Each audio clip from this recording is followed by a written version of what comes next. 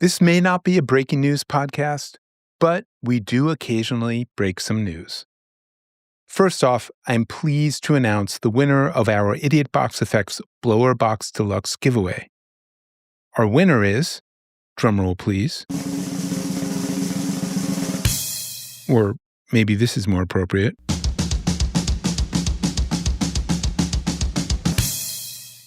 Paul A. And in classic Sandy fashion, I happened to randomly select the one person who resides outside the US, in France. So I'm sure shipping will be fun and not expensive at all. Paul posted a very nice review about the David William Sims episode in French and translated it for me better than Google might, saying, quote, "Finally, an interview podcast about bass that isn't boring or talk about theory, but rather about punk and alt-rock." Paul, thank you. And frankly, thanks to everyone who entered.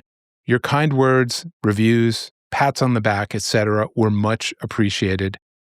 We'll keep the contests happening, and maybe even without cajoling you into praising the podcast publicly, although feel free to if you're so inclined.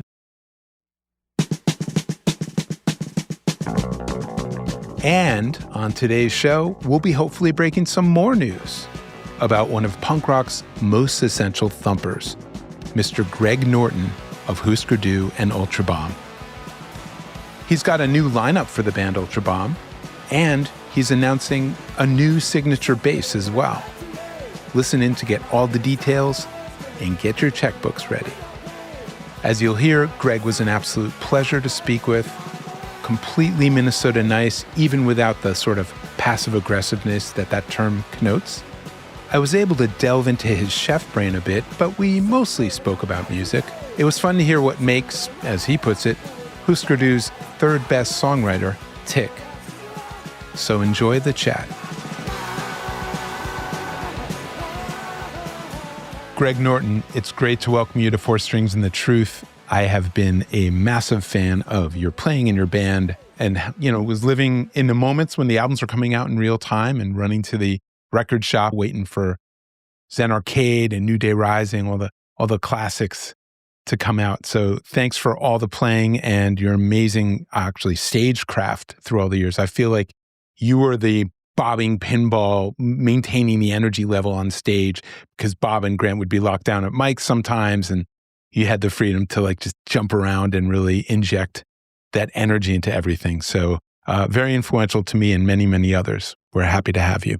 Yeah, thanks, Sandy. It's a pleasure to be here with you. And yeah, jumping around on stage that's definitely one of the things I love most about getting up there. So yeah, and as we'll soon get into, you're back to it.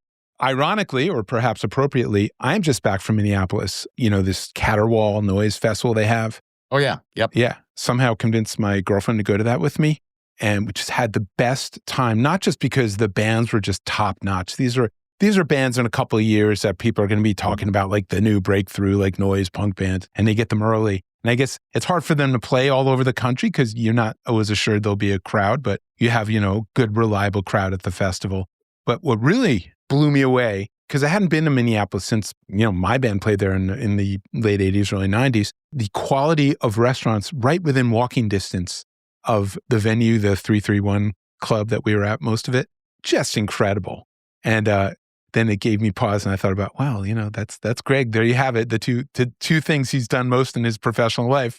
Exactly, yeah. The Twin Cities has really been a mecca, not only for music, independent music, punk music, but also just really incredible restaurants. There's just so much talent in the Twin Cities here. It's awesome.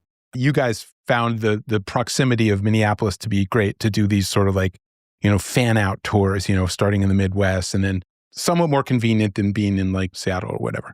Yeah, being located in the center, like you said, made it super easy for us to go out for, a 3-week run and then come home for a month and then go out again. As opposed to, if you're on one of the coasts to get to the other coast, now you're pretty much out for 2 months. Yes. 3 to 4 weeks, I think, is about the most I'm ever really comfortable with.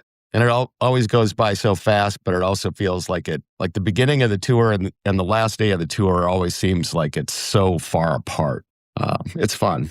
Well, back in the Hüsker days, and it's different than your current band, Ultrabomb, which I want to get into, but back in the Hüsker days, you guys used your live dates to essentially preview and get tight on material that no one had heard yet. Yeah, that's correct. We recorded Everything Falls Apart and Metal Circus and Zen Arcade were all recorded with Spot at Total Access in Redondo Beach. So we would get studio time booked, but that was in LA and we were in, Minneapolis. So we had to get out there. So we'd book a tour to get there and we were tightening up. We were working on songs. We were even still writing songs. It wouldn't be unusual for us to come up with an idea during sound check.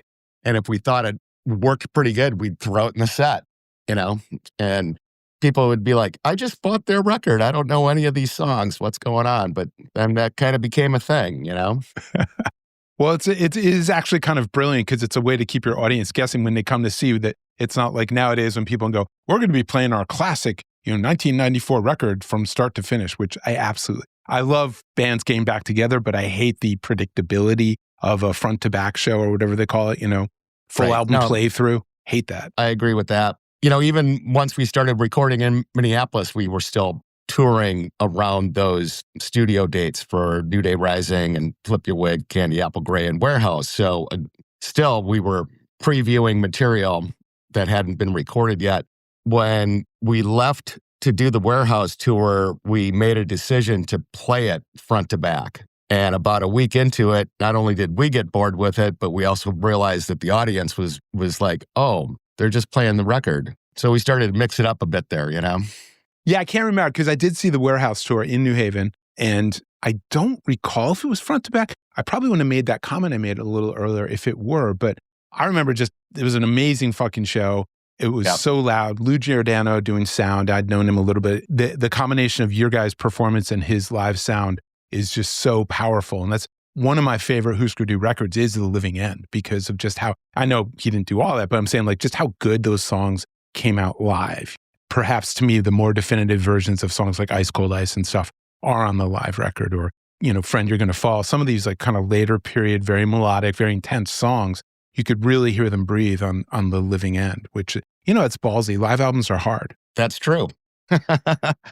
I get the sense you're being Midwest nice to me right now. You probably have stuff to say, but Lou always did a really great job with the front of house sound, pushing things to their limits as we're pushing ourselves to our limits up on stage. Irving Plaza in 1987, we played 2 shows and Dwight Yoakam opened up for us, which was kind of crazy. I remember that. Yeah. And, but between shows, I met Lemmy. Oh, wow. And I was like, hey, did you happen to catch our first show? And he was like, yeah. And I'm like, well, what did you think? And he just leaned in and he goes, well, it was pretty fucking loud. And I was like, all right.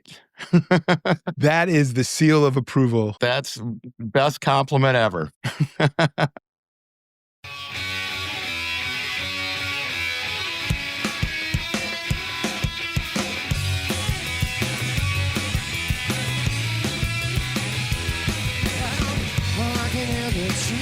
Distance. I can see your eyes. What have you done to yourself in this instant? Yes, it comes as no surprise. I can hear the bell of distance, writing us on every wall. Was Lemmy someone who kind of influenced your playing at all? Or you're sort of co-synchronous, but I guess he started a little earlier. I mean, who are some of you? I know you had a lot of like early punk rock influences. Who are some of the folks that really kind of like jazzed you about picking up the bass? When I was a kid, I grew up listening to prog rock. So like Chris Squire from Yes was a big influence, but definitely getting into punk, so many influences there. And then as we got out and toured, a lot of my, contemporaries. So Bruce Thomas from The Attractions. Incredible. J.J. Burnell. Yeah. Yep. Bruce Foxton with The Jam. Wire was a big influence. Gang of Four was a big influence. Tony Iommi from Para Ubu. And then, you get into Clint Conley at Mission of Burma. And, Hell yeah. And of course, Mike Watt always amazes me every time I get a chance to see him play. So, yeah, it's been a really fun trip. Yeah, I mean, love all those people you mentioned, some of them whom have been on the show or about to be on the show. The purpose of this show, I think I mentioned it in email, is to really shine a light on people who changed the music that came after them, which is a very subjective decision on my part, but I can make an argument musically for how things changed after like the Hüskers record came out. A lot's happened since 1988 when Hüsker Dü broke up, 37 years, including a 14-year stint where you didn't even touch a bass. Took a deep dive into the restaurant world, and it's one of those things you don't really notice. And then more time goes on. And then I met Dave King, who is this incredible jazz drummer with a band called the Bad Plus. Yeah. And he just threw out this idea. It's like, hey, I've got this idea for a band. I think you'd be the right bass player for it. And at that point, I was like, I should probably pick up my bass again and like noodle around a little bit. And that became the Gang Font, which, we put out a record in cool stuff in 2007. We actually have a second record that got recorded in 2010 that have never released, and we're looking for somebody to partner with us and get that out. Yeah, the Gang Font technically has never broken up. Everybody's just too damn busy that we haven't played a gig in 6 years, Doing the other stuff. Yeah, I mean, I found some of the stuff. I listened to the record that came out, and it was so different, and I loved it. It was just like quirky and jazzy and like somewhat free form. And, I think it would enable, you to play into that side of your playing in less structured, what I consider to be pop songs of Hüsker Dü, or even to a certain degree what Ultrabomb is doing your current band. Well, and even with Hüsker, though, we did have those kind of free-form moments, reoccurring dreams, the wit and the wisdom. There were definitely songs where we would just get them started, and who knows when it was going to end or how it was going to end or where it was going to end or if it was just going to turn into something else. So always really enjoyed playing like that.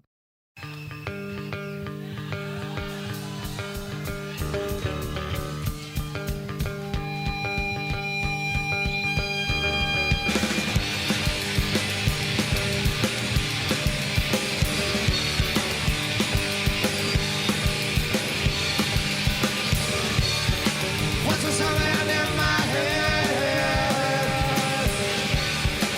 Is it something that someone said? It's so interesting. You've said you were, I'm paraphrasing, proud to be the third best songwriter in Hüsker Dü. I am. As you should be. I know that you first met Finney from Ultrabomb because you heard his version of Makes No Sense at All. Correct. Obviously, Green Day has covered Don't Want to Know If You're Lonely. I mean, these are just like classic bangers. And one of the things I was thinking about was when you were putting arrangements and bass lines together with Bob and Grant, did you take like a different tact between the two? Did you feel like you had more license if Grant brought a song in versus Bob, for instance? I'm just thinking about in terms of personalities and how they both wrote songs and such. Because this is very weird and nerdy, and it's probably wrong, and probably thought about it late at night, maybe after an edible or such. But it does seem like your lines were a little more melodic and evident on Grant's material. And is that just like me being too in my head? Maybe a little bit, Okay. There was a lot of like counterpoint playing with Bob. And the idea there was to fill it out so it sounded like we were bigger than a three-piece. I played a lot of stuff kind of like in the middle register and worked around his lines. I guess maybe the stuff that Grant brought in was I don't want to discount it or anything like that, but for lack of a better term, a little bit more streamlined, a little bit easier to pick out, like a melodic bass line type of thing to it. Yeah. Whereas with Bob, I was definitely like working with him and working off of him and playing off him, which I think actually came up with some really incredible bass lines. But, yeah. Across the whole catalog, no doubt. I'm wondering, like, when Grant presented songs to the band, he'd just like come around and like pick up a guitar and send it, or were you guys like listening to tapes and things? Like, how did it? It seems like it all happened in a live room. A lot of times he would bring stuff in and just kind of play it, strum it on a guitar to show Bob and I what we're doing. Sometimes he would come in and go like, okay, well, I've got this idea for a bass line type of thing, and then I would take it from there. Bob has got to be one of the most prolific songwriters in music in general, not just punk and alternative. And I often say it's like I imagine that the stuff that Bob has written and it has fallen to the wayside to never be looked at again would probably make a really solid career for somebody else, you know? Grant would take a little bit more time to develop a song before he brought it in, whereas with Bob, we were like constantly trying new stuff and see how it worked. You know, the breakup didn't feel great for a fan, like based on like things we heard or rumors or whatever, things we've read. Didn't feel great as a band member either, you know? Yeah, it seems that way. And yeah. But what are some like favorite memories from being in Hüsker Dü? I'd be interested to hear like, you know, the positive side of things, the things that kind of like you think back and go, man, those were the days. Well, definitely touring. We had some really great tours and met so many amazing fans who became friends. And you know, playing Glastonbury was definitely a highlight. I was guessing that there were maybe at least 10,000 people that were actually paying attention to us up on stage. What I thought was really crazy was an hour after our set, walking through the little village up there, and they already had bootleg cassettes of our set for sale. I'm like, you have to be kidding me. It's crafty English. Yep. The English festival scene was obviously mature early on. I mean, Glastonbury and others, Reading and all that. But yep. The U.S. festival scene, you were a little ahead of the curve of the Lollapaloozas or, you know, God forbid, the Warped Tours and such. Right. So, yeah, we got out right before all that blew up. So yeah, which could have been, you know, just what the doctor uttered in terms of like mainstream success. It seems like you guys, I mean, not even just the move to Warner Brothers, but in general, the way you guys carried yourselves and thought about your music and your worth as a band, you did want a bigger and bigger audience. That wasn't something that vexed you or you tried to like jinx in a way that maybe some people say the Replacements did. Yeah, I mean, we were ready to keep moving along, and playing for bigger audiences was, I mean, it was exciting. And for the most part, I thought we handled it pretty good. I think one thing that happens when you do jump to a major is, you know, especially coming from out of a DIY scene like we did, you know, major labels, they want to talk to your management team. They want to deal with your press agent and your, you know, agent and things like that. Whereas that used to be things that we did. Slowly, those things were kind of doled out to other people. And then you end up with all this time where it's like, well, I used to be busy all the time. And now, you know, I guess from the label's perspective, they want the artist to just be the artist and just create and don't worry about all this other stuff. But that was how we thrived. So it was a little odd. Well, then you must be happy about the state of things in 2025, because as an artist in a relatively new band, you're responsible for all of it. I mean, oh, absolutely. Yep. Anyone who breaks through these days is either themselves or has on their team an expert in social media. I'm talking about like mainstream music or even just like music so you can support yourself and make a living. Social media expert, someone who understands like digital marketing, you know, how to do all the things, you know, release your own records, distribution. You need to feed that algorithm. The algos and you know, there's no, you guys were the recipients of a lot of mainstream modern rock airplay in the day, starting, you know, kind of before you were on Warner's. It makes no sense at all. Even, you know, some of the other tracks, I know that some of the other tracks broke through. Obviously, College Radio, kings of college radio. Yeah, we were the first band on an independent label to hit #1 on the CMJ. Yeah, which incredible accomplishment. And ironic, too, because everyone associates CMJ and College Music Journal with independent artists. But I mean, you know, most of the people breaking through were already being pushed by majors. So you guys were very self-made, and it has come around now in the industry. Are you seeing that now as you put together the plans? You've released 2 full records now with Ultrabomb, another trio, and which is interesting. And are you feeling that same sort of like, oh, we got to be on top of all of it now? Yeah, basically. Because if you're not working all of that stuff, you're not going to get pushed up into people's feeds and you are going to slip through the cracks. It almost seems like harder nowadays managing all of that. And then just the nature of touring now, promotion companies and clubs look at things differently than they did, you know. I mean, in the 80s, you'd get a kid's phone number and you'd call them up and you'd say, hey, here, you can put on a show. And it's kind of a catch-22. It's now the clubs or promoters are like, well, what's the hard ticket data for these guys, you know? And unless you can get out on a tour You can't get that. But then they're not willing to put you on a tour because they don't have it. And being in a band as a formerly of band, promoters, they don't really care about that much. They're looking at what type of numbers are you doing on all your socials and things like that. So.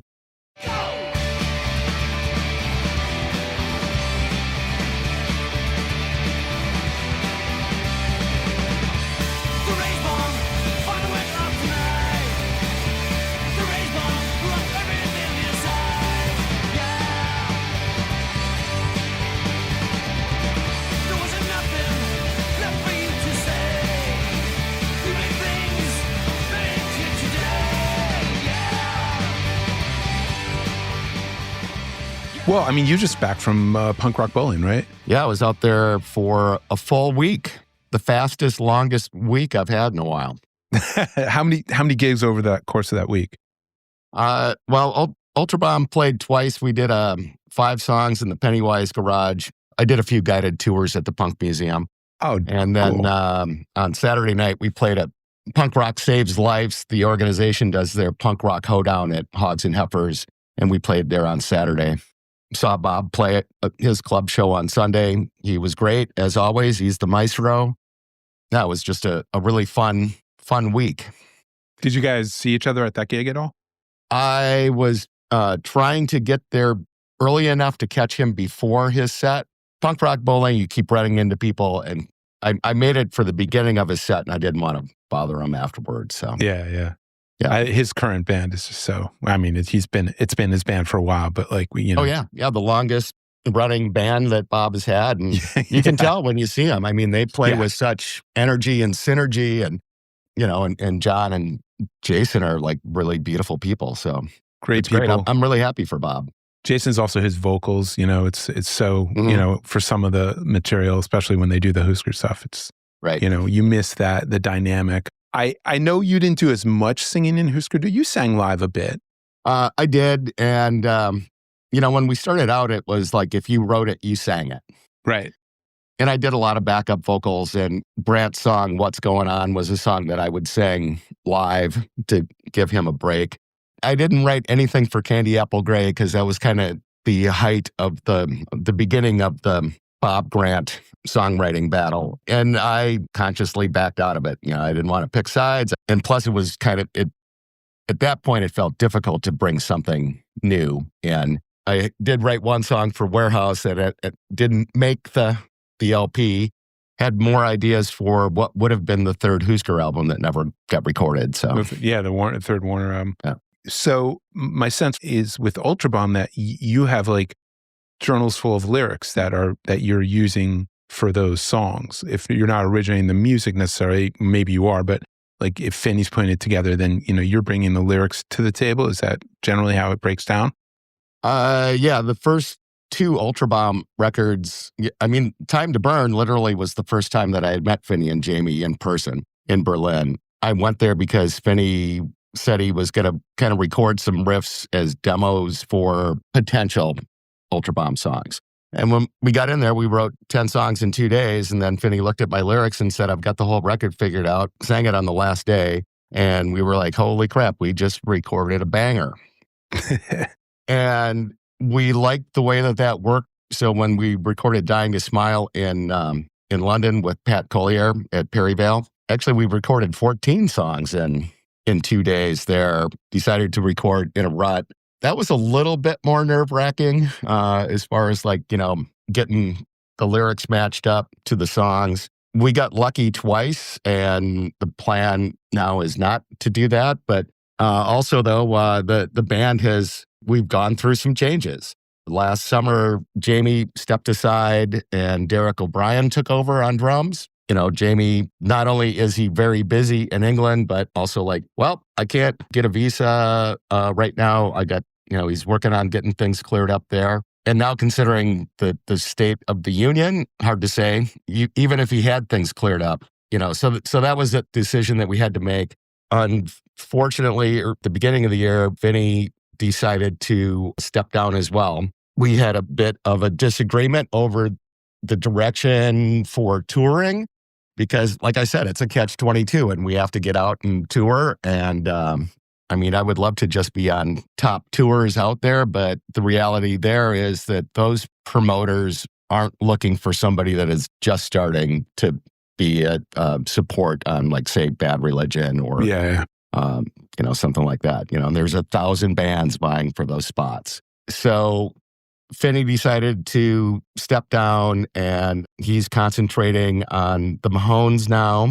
He also still wants to play the Ultrabomb songs, so he started a little side project called Rage Bomb with the drummer and bass player from the Mahones. Brian Smith, who has been in Soul Asylum for 10 years now, has taken over Finney's spot in Ultrabomb. So, okay. So now it's Derek O'Brien from Social Distortion, Ryan Smith from Soul Asylum, Greg Norton from Hüsker. That sounds like a great trade up, or the maintaining level. I mean, he's. I think I saw him play when they did like a KEXP recent Soul Asylum KEXP thing. Yeah, and Ryan lives in Minnesota, and I've known him for a really long time. So that's hopefully will make getting together to write music a little easier. We live 45 minutes apart instead of in 2 different countries and 2 different time zones. So I know that Jamie's prior band, or band he was in forever until like weird sort of exit, UK Subs, they were just not granted visas to come over here and tour. I wonder if that might have affected him even just by association. Yeah, probably. Yeah, they let Charlie in and they turned the rest of the band away. I saw that Alvin posted that they basically had to sit somewhere for like 24 hours and they stuck him on a plane back to London. I can't imagine a more challenging time to be a foreign artist trying to come to America right now, especially one that is willing to speak their mind, as most of the bands that I like, or that you'll be in, will be. Right. Yeah, we're not towing the line. The funny thing about going to Caterwaul, this Noise Fest, is that is a festival in Minneapolis with bands. Like I said, I'm not sure they could play a huge tour even in America right now in terms of their size. But listening to those bands and watching it, it was like that entire festival probably wouldn't exist if it weren't for Hüsker. I mean, just in terms of influence, and obvious and not so obvious influence, and also the DIY aesthetic, but just like sonically. Yep. If there was something like that was touring, that would be a great context for Ultrabomb. It's like you guys would be such a core component of that. It is so frustrating now, but it seems like you're ready to go out there. You're ready to do the work. I mean, you're not retiring in your 60s. You're ready to like charge out there. I am ready to charge out there. And actually, it's going to be a really busy summer. So I do have a side project with John Snodgrass, the Greg Norton and Buddies thing, which is we're playing all Hüsker songs, but we're inviting our talented musician friends that love Hüsker to get up and sing songs. So the set kind of ends up being based on the songs that our friends want to sing. The Buddies thing is doing shows on the East Coast and then ending up in Tillsonburg, Ontario for the Buddies Fest. And then right after that, Ultrabomb goes east. We're headlining at the Savage Mountain Punk Arts in Cumberland on their first night. September, Buddies are doing a West Coast thing. Ultrabomb doesn't have anything yet for the fall, but we're working on it. But Buddies will be playing at Fest in Gainesville. And there's a possibility that we might take that show to England in December.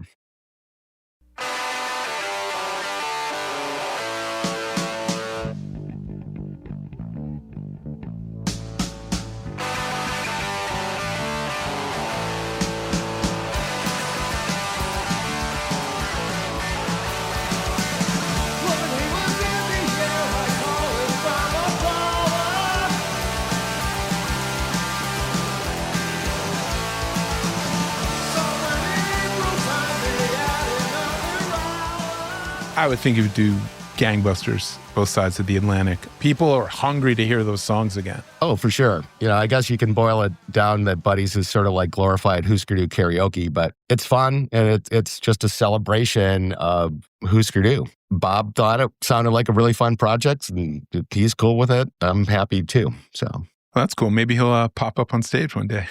I don't think so. But, he's busy. He's a very busy man. Yes, he is. He's always touring and releasing new records. Well, that's interesting. Will you be doing more singing in like the Buddies format? Or I know you sang a Sonic Reducer cover on the Right. Ultrabomb record. I do sing a few of the Hüsker. Like I'll sing From the Gut and Target and Do You Remember? And Nice. yeah, with Ultrabomb, we play It's Not Funny Anymore, and I sing that. It all kind of depends on how many friends we have getting up and singing, determines how many songs that John and David Yarnstrom and I end up singing. So we'd prefer to not have to sing at all, just get up there and play the music. So Right, have the guests do their own sort of interpretations. Yeah, I'm excited to see that when you guys come east, both bands. My understanding is that during the 14-year hiatus, you kept your basses, even if you didn't touch them, but you sold your amps and stuff. Yep. Are you back to using the same kind of amps, basses that you were using in your Hüsker days? Well, actually, when I got back into it, I played some of the old Hüsker basses, but they were, kind of beat up and neglected, and intonation was off and stuff like that. I did end up buying a G&L Kiloton bass that I used with a band I was in before Ultrabomb called Porcupine. And then that was my main bass up through last year's tour with Me First and the Gimme Gimmes.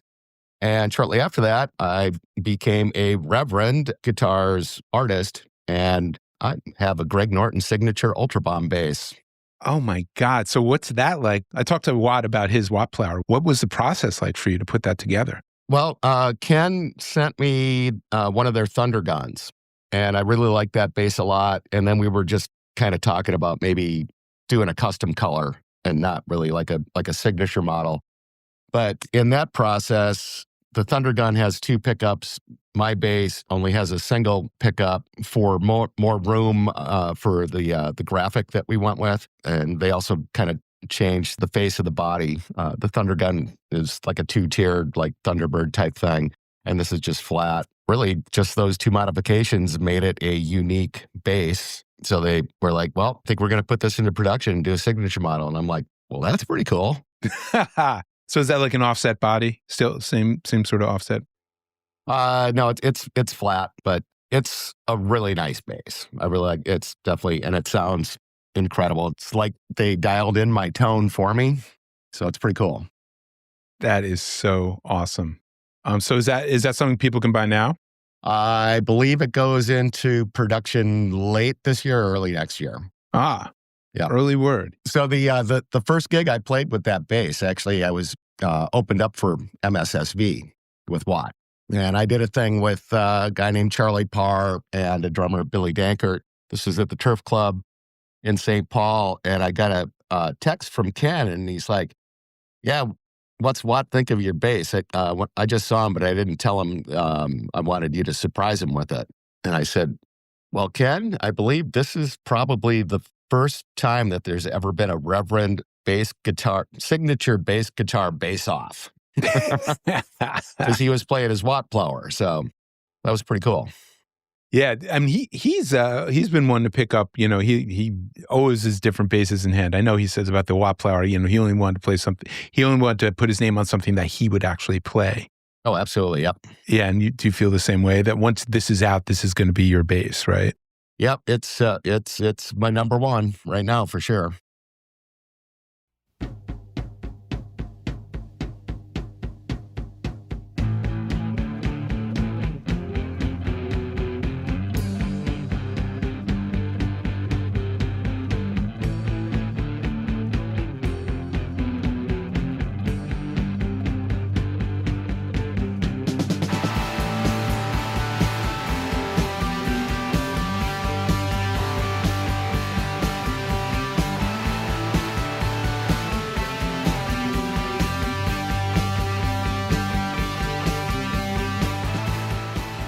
Well, on the gear front, it's been killing me for these 40 years, but Diane, is that a flange pedal on that part?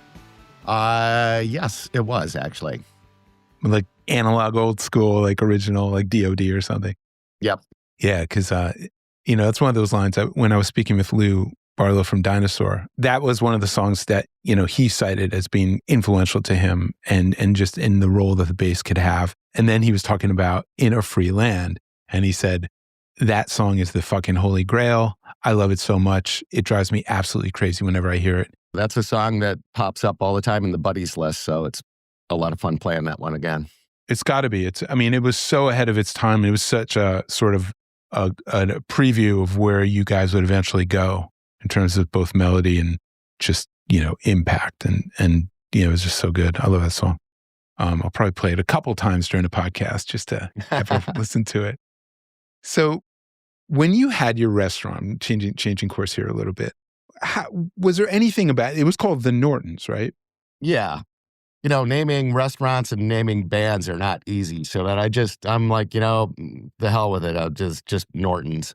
This is like Lemmy saying like, well, you guys were really fucking loud. Grant actually said to somebody one time, what Greg is doing in restaurants is like what Hüsker did with music. And I was like, oh, thanks, man. What a great compliment, R.I.P. Seemed to have a really sweet side, Grant. Mm-hmm. Tell me about, how would I know if I walked into Norton's, how would I know that a bass player owned this restaurant or a member of Hüsker? Was there any indication the way you did things? Not really. I mean, it definitely wasn't like, memorabilia or instruments hanging on the walls. I definitely tried to work as much cool stuff into my playlist as I could, as far as what would be playing on through the restaurant. And I just always kind of went for kind of just a cool ambiance, good lighting, lots of cool artwork, good tunes, and then good food. What are some of your favorite dishes to make? Things that you really think that you excel at? I dubbed the cuisine as just modern American with international influences, meaning we could do whatever we wanted. We would do a big Fat Tuesday celebration every year and just do all Cajun Creole cuisine. We did Pan Asian, we did some classic French, we did rustic Italian, kind of whatever we felt like. I think the dish that people remember the most that I talked to, we served a grilled pork tenderloin, and occasionally when we could get it, it would be elk tenderloin. Whoa. But it would be with some fried sage and applewood smoked bacon and sun-dried cherries in a demi-glace. Oh my God. Yeah. I am starving right now. That sounds so good. I assume you still cook recreationally around the house and stuff? Well, I live by myself, so. Not as much, yeah. And I have 2 daughters, and their idea of fancy meals is like, let's have pot stickers or stuff like that. So. Well, how old are they now? Almost 11 and 9.5. They're right. Tomorrow's their last day of 3rd and 4th grade. So. Oh my God. Yeah. Do they know about your past musical? They must know about your present musical activities. Do you have a sense of who their dad is? I remember, I think the first time that they were able to Google me, and they were like, oh my God, you're famous, which I thought was really funny. And this is a good one. Over the winter, my youngest daughter, Stella, was like, what's this game, Hüsker? I want to play it. Because I happen to have, people tend to give them to me. So there's a couple laying around. So we set it up and played, and she won. And she's like, let's play again. And then she got obsessed with it, and she kept winning. But then I was able to say that my daughter, Stella, loves Hüsker. The board game, not the band. What's the object of the board game? It's a concentration thing where there are different various symbols lined up on a board, and you spin this wheel. They're all covered up with chips, and then you have to match the symbols. So remembering, it's like, oh yeah, the book was there, Yeah. As they age, they'll age into both a more diverse palette and a more diverse musical palette too. Have they seen you play? They have not. Well, no, I take that back. They saw me play when they were really little, but they haven't seen Ultrabomb play. They both really love Olivia Rodrigo, and they love Chappell Roan. So I've been trying to sneak songs in on them, thinking like, maybe they would like get into the Dolly Rots or something like that. But they don't have horrible taste. They do have good taste for kids, So I mean, it could be a lot worse. I know that. Oh, I'm sure. Yeah. It always can with kids' tastes.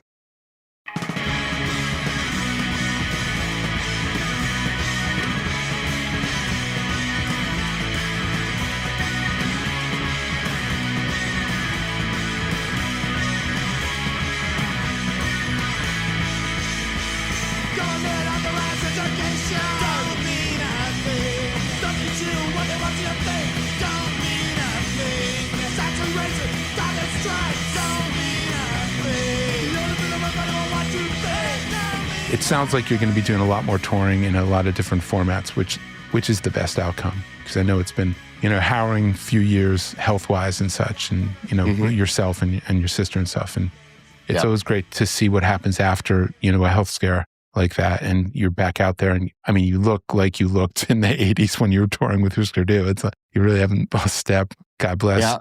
As long as my knees will hold up, I'll be jumping around.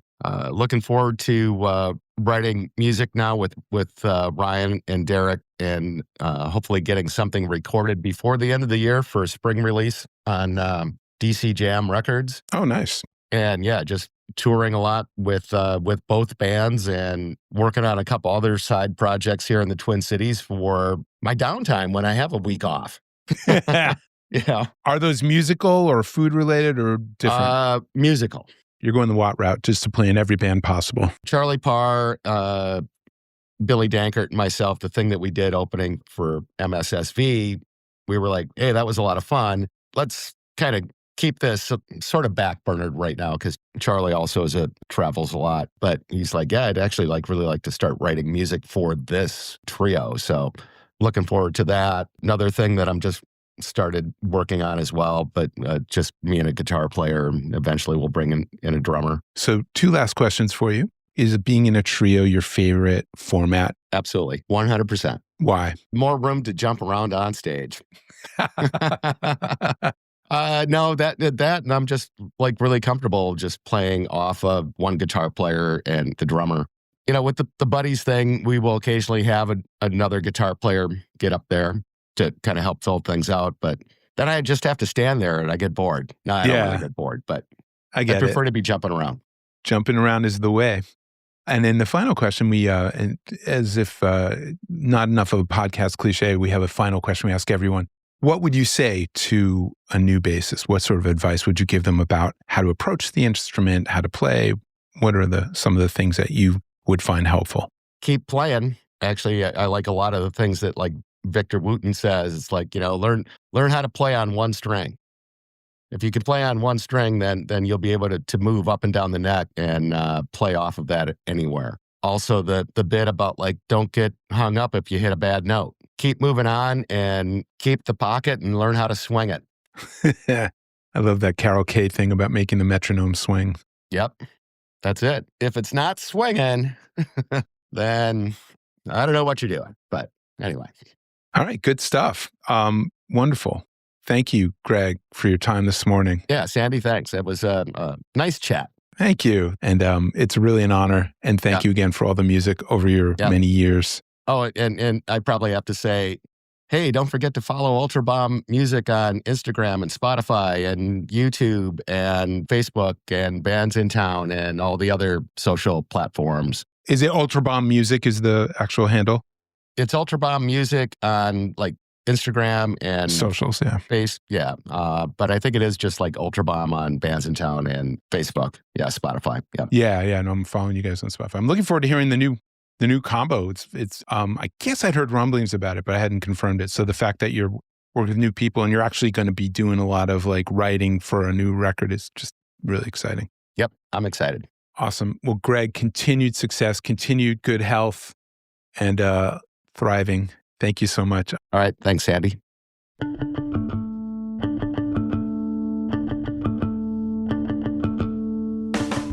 That's it for today's show. Thanks for listening through, and thank you to Greg for his time. In the spirit of the Hüskers, we kept the episode kind of short.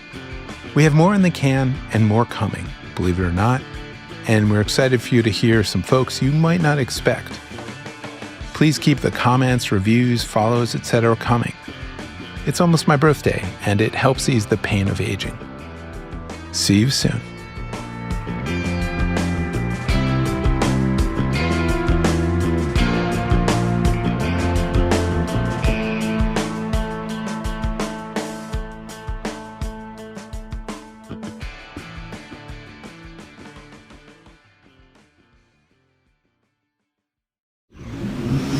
Audiation.